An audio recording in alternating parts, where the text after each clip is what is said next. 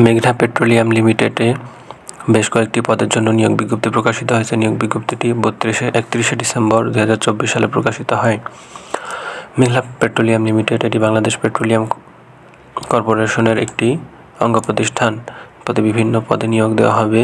এখানে প্রথমে আপনি পদের নাম, গ্রেড ও বেতন দেখতে পাচ্ছেন এবং ওই পদে কতজনকে নিয়োগ দেওয়া হবে তার সংখ্যা, এবং এখানে আবেদন করার জন্য আপনার বয়স সর্বোচ্চ কত হতে পারে তা লেখা আছে এই রোতে। এরপর শিক্ষাগত এই কলামে শিক্ষাগত যোগ্যতা ও কি অভিজ্ঞতা থাকতে হবে তা এখানে লেখা রয়েছে। আমি দ্রুত বলে যাচ্ছি, চাইলে আপনি ভিডিওটি পজ করে ভালো করে পড়তে পারেন। অফিস অ্যাসিস্ট্যান্ট একজন, এই পদে বেতন 9,300 থেকে 22,490 টাকা।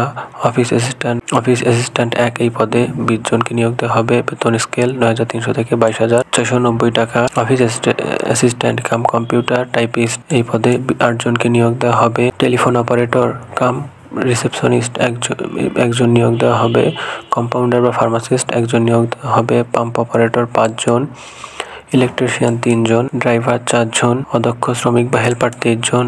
পিয়ন 12 জন। এরপর সিকিউরিটি গার্ড 55 জন এবং ফায়ার ফাইটার 9 জন নিয়োগ দেওয়া হবে। সর্বমোট 147 জনকে নিয়োগ দেওয়া হবে। এক্ষেত্রে আমরা যদি শিক্ষাগত যোগ্যতা দেখি পদগুলোর জন্য, এই পদের জন্য স্নাতক পাস হতে হবে। অফিস অ্যাসিস্ট্যান্টের জন্য স্নাতক পাস হতে হবে এবং কম্পিউটার টাইপিংয়ে বাংলায় 25 এবং ইংরেজিতে 20টি শব্দ লিখতে পারতে হবে। এরপরে telephone operator cum computer receptionist, এই পদের জন্য এইচএসসি বা সমমান পাস হতে হবে এবং পিএবি বোর্ড পরিচালনার ন্যূনতম 3 বছরের বাস্তব অভিজ্ঞতা থাকতে হবে। কম্পাউন্ডার বা ফার্মাসিস্ট, এই পদের জন্য ফার্মেসি বিষয়ে স্নাতক ডিগ্রিধারী অথবা স্নাতক পাস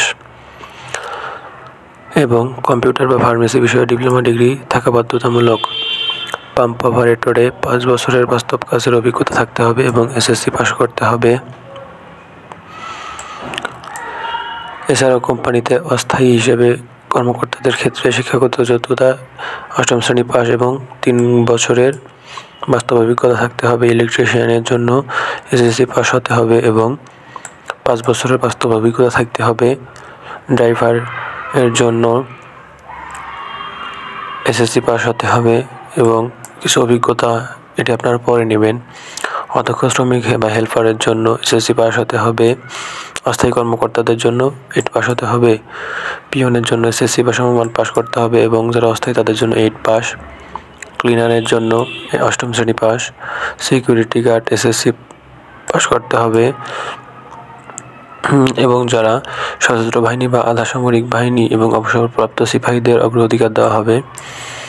এরপরে ফায়ার ফাইটার, এর জন্য আপনাকে এসএসসি পাস করতে হবে। অর্থাৎ আমরা দেখতে পাচ্ছি প্রায়